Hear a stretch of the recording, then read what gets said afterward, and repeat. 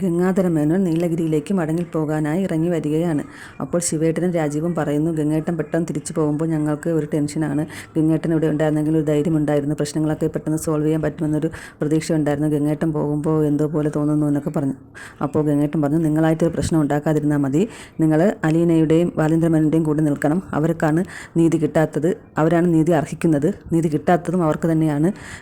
ബാലേന്ദ്ര മേനോൻ വൈജയ്ക്ക് വേണ്ടി എല്ലാം ചെയ്യുന്നുണ്ട്. ആശുപത്രിയിലെ ഒരു ബില്ല് പോലും പെൻഡിങ് ഇല്ല. എല്ലാ കാര്യങ്ങളും അന്വേഷിക്കുന്നുണ്ട്. വേറെ ആരും അങ്ങനെ ചെയ്യുമോ, നമ്മളാണെങ്കിൽ ചെയ്യുമോ എന്നൊക്കെ ചോദിക്കുന്നുണ്ട്. ഇനി വൈജയ്ക്ക് സംസാരിക്കാറാവുമ്പോൾ വൈജ ഉടനെ ബാലചന്ദ്രനുമായിട്ട് യുദ്ധം പ്രഖ്യാപിക്കും. അപ്പോൾ എന്ത് ചെയ്യുമെന്ന് രാജീവ് ചോദിക്കുന്നു.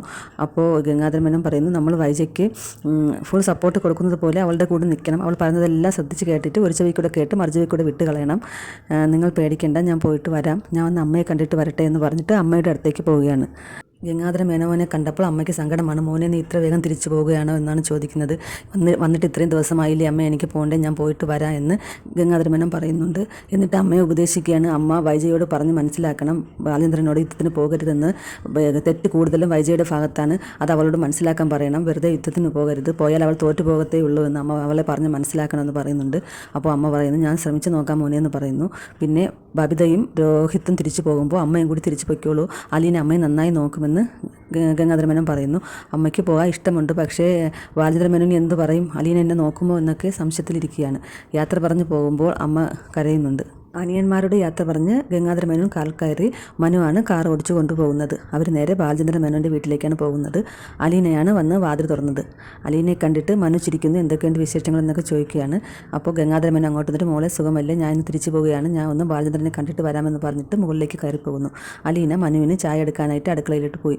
മനു അലീനയെ തന്നെ നോക്കി നിൽക്കുകയാണ്. അലീന ഓരോ കാര്യങ്ങളൊക്കെ ചോദിക്കുന്നുണ്ട്, അവിടുത്തെ വിശേഷങ്ങളൊക്കെ ചോദിക്കുന്നുണ്ട്.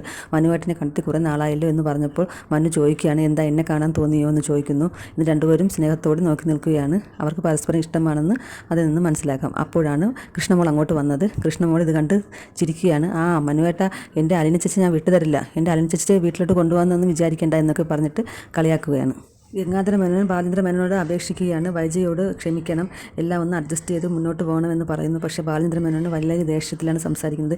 എന്നെ ഇത്രയും നാൾ ചതിച്ചിട്ട്, ഇത്രയും നാൾ എന്നെ വഞ്ചിച്ചുകൊണ്ട് എന്നോട് ജീവിച്ചവളോട് ഞാൻ എങ്ങനെ ക്ഷമിക്കണം എന്നാണ് പറയുന്നത്. അവൾ അഹങ്കാരത്തിൻ്റെ കൊടുമുടിയിൽ കയറി നിൽക്കുകയല്ലേ, ഞാൻ എങ്ങനെയാണ് അവളോട് ക്ഷമിക്കേണ്ടത്? ഞാൻ അവളെ പ്രകോപിച്ചുകൊണ്ടേയിരിക്കും. നിങ്ങളെല്ലാം അവളെ കൊണ്ട് നട്ടം തിരിയും, എന്നാലേ എനിക്ക് സമാധാനമാവുള്ളൂ. ഞാൻ അങ്ങനെയെങ്കിലും ഒന്ന് സന്തോഷിക്കട്ടെ, നിങ്ങളും കുറച്ച് അനുഭവിക്കാനുണ്ട്, എല്ലാവരും കൂടിയല്ലേ എന്നെ ചതിച്ചത് എന്നൊക്കെ പറയുകയാണ്. ഗംഗാധര മേനോൻ മാക്സിമം ബാലേന്ദ്ര മേനോനെ അനുനയിപ്പിക്കാൻ ശ്രമിക്കുന്നുണ്ട്. ബാലേന്ദ്ര മേനോൻ പിന്നീട് പറയുന്നു, ഞാൻ എന്തായാലും അങ്ങോട്ട് ഒരു പ്രശ്നത്തിനും പോകില്ല, ഞാനായിട്ടൊരു പ്രശ്നം ഉണ്ടാക്കില്ല എന്നൊക്കെ പറയുകയാണ്. ഗംഗാധര മേനോൻ പറയുന്നു, ഞാൻ തിരിച്ചു പോവുകയാണെന്ന് പറഞ്ഞിട്ട് ഇറങ്ങുകയാണ്. അപ്പോൾ ബാലേന്ദ്ര മേനോൻ പറയുന്നു, കാപ്പി കുടിച്ചിട്ട് പോയാൽ മതി, സ്വന്തം അനന്തരങ്ങൾ ഉണ്ടാക്കിയ കാപ്പിയാണെന്ന് ഓർത്ത് കഴിക്കണം, അത് മറന്നു പോകരുത് എന്നൊക്കെ പറയുകയാണ്.